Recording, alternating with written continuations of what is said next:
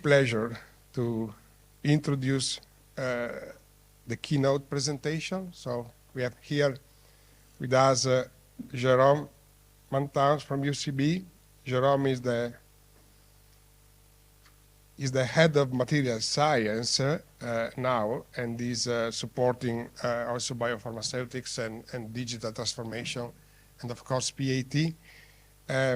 Thank you, Jérôme. Jérôme will give you a perspective from industry standpoint of view, and I hope he will give you the sense of which is the quality of collaboration we try to implement, and how success look like. Thank you, Jérôme. Thanks a lot, Massimo, for the nice introduction. Good morning, everyone, and thanks for making it to the morning session on the last day. So thank you very much for that. It's my pleasure to talk about building sustainability in drug products. And I want to share a bit of insights about the opportunities I see from the particle engineering perspective. Since a little bit more than 10 years, I've been working at UCB in the area of drug products development, moving from different areas within drug product formulation, process, biopharmaceutics, and I started actually with PAT. In any of those functions, we always felt like the physical properties and surface properties of the API, they can be a limitation. We saw that in all areas related to drug products. Currently, I'm actually building a new team focusing on material science, which I see as a massive opportunity to understand more the properties of the material and how they relate to the actual performance of the finished product. So it's really about kind of overcoming the frustration from the past and use it as an opportunity to build, again, sustainability in manufacturing, but also in biopharmaceutical aspects and stability. Today, I will mostly speak about manufacturability. So that's really the introduction. First of all, as I'm going to talk about drug products manufacturing, I would like to share a bit of, let's say, information about, okay, what could be the drivers related to DP technology selection. And I really like to do some networking. I like to connect with colleagues from within and across industry. And when I'm asking these questions, I was often surprised because I can share, for example, that company X is very much used to do, let's say, granulation, for example. And when you are asking why, you realize that, okay, company Y is actually an equipment manufacturer, and it was the neighbor of company X. So sometimes there are, let's say, nice stories about that. Besides, I can tell, coming from the drug product side, I think I can tell it. There is really a lot of trust in the stainless steel in reality, and we believe that it's true that with the granulation technologies we can manage let's say lots of properties. Sometimes, let's say, the confidence can be a little bit too high because still we need to file let's say a processing space, and so how does the future material will comply with that processing space? It's always an ongoing question with let's say associated risk. There are also points related to of course we have to meet the quality requirements from the target product profile. And of course, we are driving also the technology selection in a way to meet those many requirements. That's for sure. On the other hand, considering the different technology you see in the manufacturing area, I believe it tells a lot also about the level of integration or non-integration between drug substance and drug product. So it's always interesting to understand the story of companies from the technology you see in their manufacturing areas. These questions, it's almost like a hobby of mine to ask them. And nowadays, we see more and more the buzzword related to sustainability. It's really there in any strategies. Massimo, you have mentioned it several times, also in your talk. And I believe the reflection and the brainstorming around sustainability is kind of asking again the questions and the point I discussed at the very beginning about, okay, what's actually driving the way we have designed our process, and what we see in the plants, manufacturing plants. Sustainability is important, and I'm convinced that if you take, let's say, a simple example, if you are on your way to have eventually, let's say, basic example, 10 commercial products, from a sustainability point of view, it does not make sense to have 10 different manufacturing lines for those 10 drug products. So this is really the new questions. We are actually recalling the points because we have to think more about sustainability. And these are, let's say, a few bullet points that correspond to my interpretation about sustainability. It's about the time we have to develop, we have to accelerate, develop faster, come quicker to what could be the clinical picture, or even better, the commercial picture of the process, of the products. We have to anticipate, let's say, the cost of manufacturing, not only in drug products, but the overall cost of CMC manufacturing. That includes, of course, drug substance, drug products, and the control strategy itself. We have to think about the overall simplicity of that we can design versus the complexity to design a simple overall CMC process. Because it's also about ensuring that during the commercial life of the process capability will remain as high as what we built during development. There is also an aspect that you have mentioned also, Massimo, the affordability of medicine. That's super important because anyone should get the right treatment. Anyone across the planet, depending on the geography you are, the product should be stable enough also to be easily administered, depending on, regardless of where you are in the globe, which is why we like the term democratization of treatment. Also, something we saw during the open days, and what, for example, Patricia mentioned about the 3D printing technology, and also from the biopharm perspective, due to the disease area, there is a need to convey, let's say, a greater precision in the drug delivery scenario. And we saw an example from the 3D printing perspective. So that is also my interpretation related to sustainability. Of course, on top of that, you have points related to green that correspond to actually reduction of carbon footprint. And something we talk a lot also in pharma is really the famous life cycle management. I really believe that if we tackle the development from a sustainability point of view, we have the chance also to anticipate the life cycle management as we develop the products during the first cycle. So in a nutshell, this is a bit of sampling of point of view related to sustainability.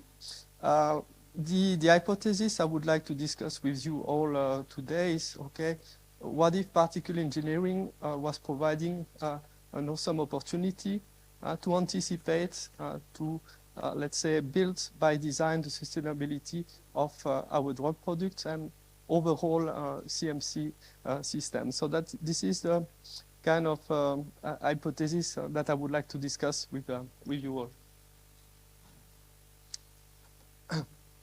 When talking about options, related to drug product technology. We are all aware about the manufacturing, so-called manufacturing classification system. You have, let's say, an array of options from granulation up to the direct compression. The score is computed in a relatively simple manner, taking into account that in order to have manufacturability, your product needs to flow and it needs to be compressed. And of course, depending on the drug load, that is for sure going to impact the manufacturability. And I was also very happy to see that in CMAC that there is a continuation of the MCS initiative through so-called MCS Plus, so with less, a bit less empirical and more, let's say, driven by mechanistic and fundamental understanding. So I like to show the MCS as a good starting point. And I would say nowadays at UCB, we are still located in the space related to wet granulation. And when talking, when I started, more than 10 years ago, I was discussing with the production colleagues next to my PAT probe, and they were saying, "Yeah, Jérôme, look, these are needles. Yeah, it's not gonna flow well, you know." And I said, "Okay, let's have a look." When moving to a different process, I observed that the morphology was different. Okay, less needle-shaped particles. And in fact, that was a direct compression process. So I think it's generally accepted that, yeah, needle will not facilitate your MCS score towards direct compression. That's for sure. So there is an open reflection related to, okay, particle morphology and particle size distribution should matter. It should not remain an afterthought, as we say.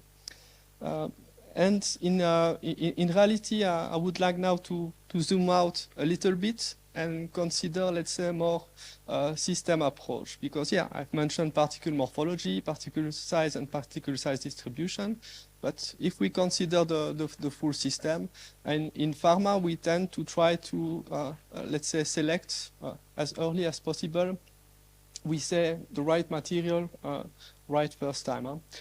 So it's about, we need to select, let's say, the solid phase, either crystalline API or amorphous API.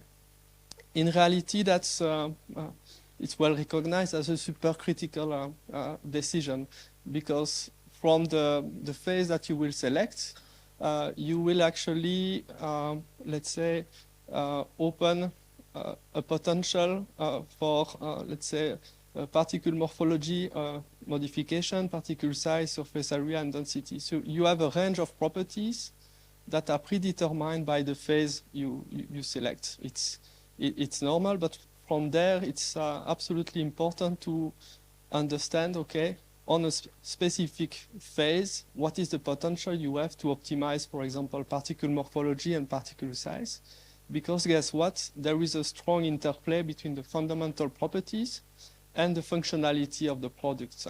By functionality, I mean manufacturability, content uniformity, performance, such as dissolution. It could even be taste, flowability.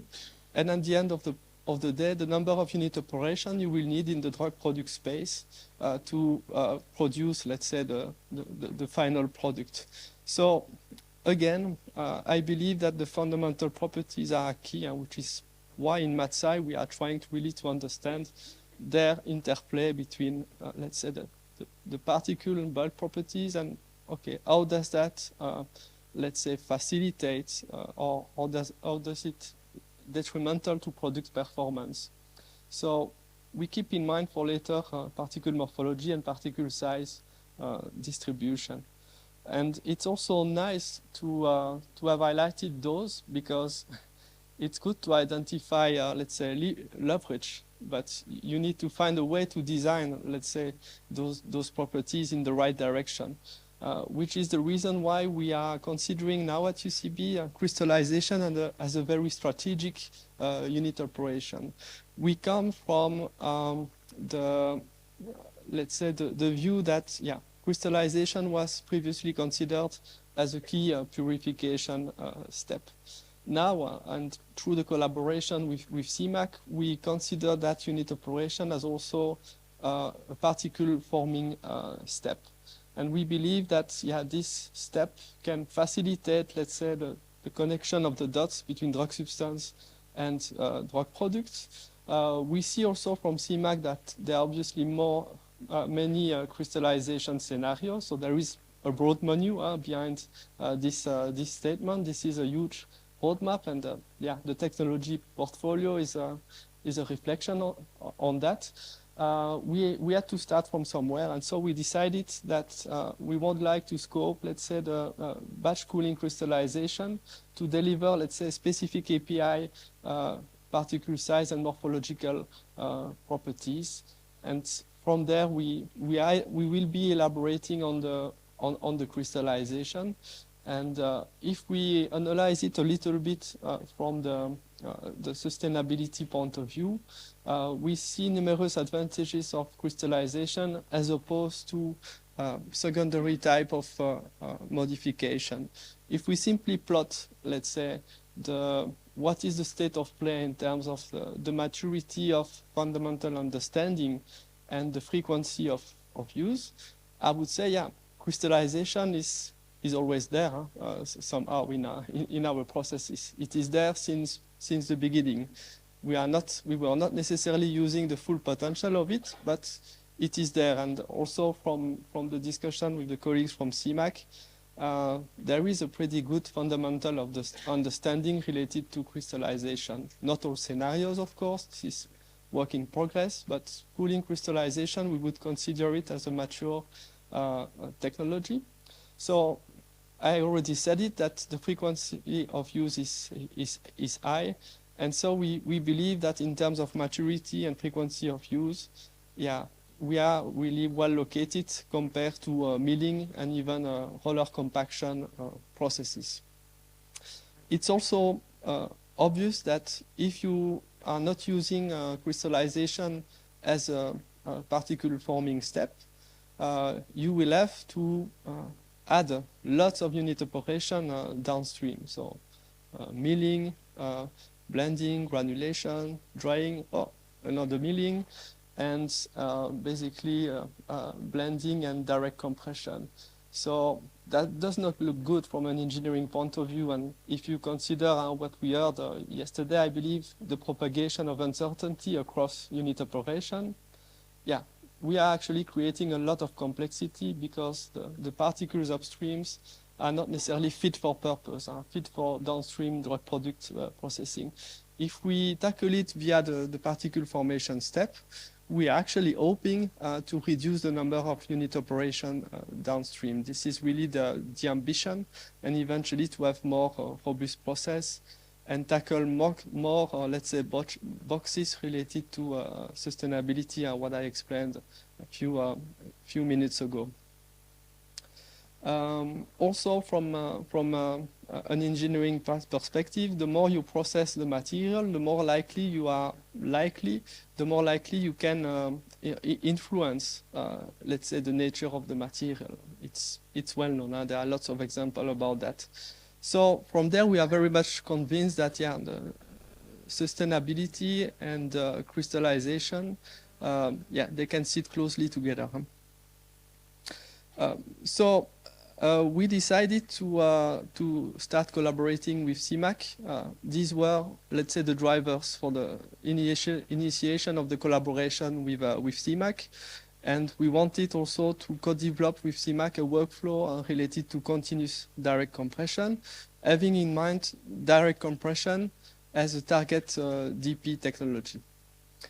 And I really like the workflow because it's really a summary of using different in silico approaches. And I like also to consider that we should run in silico first to better scope our experiment. That's also sustainability in action. And so I would like to guide you through the workflow we experimented with CMAC, and that we are currently using for some development products at UCB. There are actually 5 different steps. The first step is the solvent selection. That is really in silico driven. So we used Cosmo RS coupled with the AI algorithm developed by CMAC to get, let's say, a list of potential solvents in terms of solubility, yield, and productivity. So this is not at all a random selection of solvents, and thanks to this in silico approaches, we are actually able to cut down the number of solvents. And it's really about removing the lots of front loading from an experimental point of view. The step 2, because we still need to verify our prediction, but how about verifying the prediction using very small experiments, or miniaturized experiments? And because they are real experiments, how about, let's say, making that a data-rich experiment? So we tested some products on the crystalline platform to validate, let's say, the solubility data prediction on the most promising solvents. We saw also from the lab tour that crystalline can be interfaced with, let's say, image acquisition tools, and there are, let's say, particle analysis methods for those tools, which are able to get to extract a preview of, let's say, the kinetic phenomena happening in the crystalline vessel. So at the same time, we got to verify the prediction while anticipate, let's say, the hypothesis on, okay, can we pre-select a morphology that is more favorable compared to needle-shaped particles? So this step 2 is about to confirm the most promising solvent, and again, cutting down, reducing the options. So there is a funnel mechanism, and miniaturization is also a way to provide sustainability, because we can do a lot. We can manage a lot of samples, and it can be automated, as we saw also yesterday. The step 3 is moving closer to the morphological assessment. We all know that, crystals are anisotropic particles. So if we have the crystal structure prediction file, we can use, let's say, in silico approach to understand the affinity of the software of the crystal, the affinity of the solvent in view of the specific facet of the crystals. In that context, we have used molecular dynamics to try to rank, different solvents in view of the generated morphology. The picture you see on top, it's actually the famous needle-shaped particles. So these are particles that are generated, let's say, before we were applying the cooling crystallization workflow. And against that, you can see below particles that were part of the, let's say, step 3 of morphology assessment. So I think the perfect round particles, it's probably a dream, but I think we start to move away a little bit from the needles. So this is already what we can see from step 3 onwards. Of course, at this stage, we don't have, let's say, a proper crystallization process. So the step 4 is actually, again, a verification of the morphology that we saw in the crystalline, and an actual crystallization process development done at lab scale. It brings also a lot of learnings for crystallization process development for UCB. In terms of, we need to calibrate the PAT method. So we have run thermodynamic investigation to calibrate all PAT tools in anticipation of the model development with a sequential parameter approach to estimate the kinetics. In the workflow I'm talking about implies also seed generation to facilitate the manipulation later on the morphology. We experienced the workflow related to the use of the GPROMS platform to calibrate a model and then to validate the model, to be more, let's say, confident later on the interrogation of the model to supply, let's say, tailored particles, which can lead to, then I'm back to the beginning, the famous MCS score. And yeah, I really like this picture because we can compare, let's say, the starting point before applying the workflow, and where we landed, let's say, after this workflow. You can see that this is not let's say a perfect endpoint to the story. Nevertheless, we consider that we move potentially from wet granulation to more dry processing space.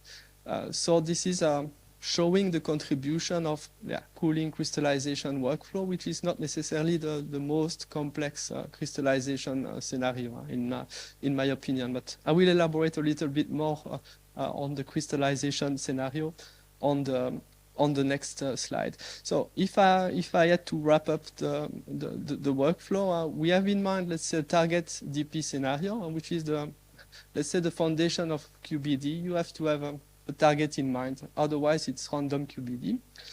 Then we execute, let's say, the workflow, solvent selection, to look at yields, purity, things colleagues from drug substance really care about. And we move closer to the manipulation of the morphology, up to the generation of material, sufficient amount of materials that we can characterize, down to the MCS score, which is an indication. And of course, there are more characterization going on to address, for example, the properties related to sticking, which can be really detrimental for direct compression. So manufacturability assessment, and I'm mainly focusing on manufacturability, but I just would like to clarify as well that there is nothing stopping us to use the same workflow to also get and steer the biopharmaceutical performance and also steer the stability at the same time. So in this case, it was an example where we wanted to tackle manufacturability, and we are still verifying, how does that influence the biopharm performance? How does that influence the stability? And so, yeah, the workflow is important in pharma, so there could be multiple outcomes. The first one, the crystallization is doing, let's say, perfect work, so that's good. The yellow one, it's a bit where we land. The crystallization made a clear progression towards the dry processing, but we need to look further than that. Consider, let's say, the excipient selection, and potentially consider, let's say, more advanced crystallization scenario. In the case I described, we were also investigating later the excipient selection. And it's also lessons learned related to particle engineering. The moment you tweak the API particle, you have to rethink also the way you select excipient. And with that epicouple API excipient, we are actually able to get really close to direct compression. So that's also a nice lessons learned. In case we end up in a, let's say, no manufacturability zone, this creates also an open question on, how do we actually understand the best crystallization scenarios to tackle a given, let's say, solid phase? It opens up and the topic of crystallization classification system, and also the interest from UCB upfront to understand the potential of success of a given crystallization scenario, in case we would need to move, for example, from batch to continuous, let's say, crystallization. Because I think, companies should not move to continuous crystallization because it's fancy. It should be fully justified also by, why not, the crystallization classification system. So as a conclusion, and still keeping an eye on the sustainability, The proposed workflow was and is a way to steer, let's say, the manufacturing classification system towards cleaner DP technology. The workflow is in silico driven, so in silico first, experiment a bit later to confirm. It doesn't use an awful lot of material, which means that for a pharma company, we can apply it very early also in the development phase. So very early on, we get to understand the potential of a given phase to be tailored further. We saw also at CMAC that the automation is really being explored seriously, and there is really a lot has been achieved in that area. Again, manufacturability evaluation has to be done parallel to the evaluation of biopharmaceutical performance and stability assessment, because it's not necessarily going in the same direction. Improving manufacturability might be detrimental to biopharmaceutical performance. So I believe that all those learnings and all those capability, it's a good example of paving sustainability, not only in drug products, but in the overall development framework. Just to finalize, I would like to acknowledge, let's say, the colleagues from UCB and the great team from CMAC for this nice learning experience on the cooling crystallization workflow. And we are also working closely with PSC colleagues. And that includes as well Sean. And thank you, Sean, also for your resilience to push license to UCB. And for keeping us busy with mechanistic modeling. So thank you, everyone.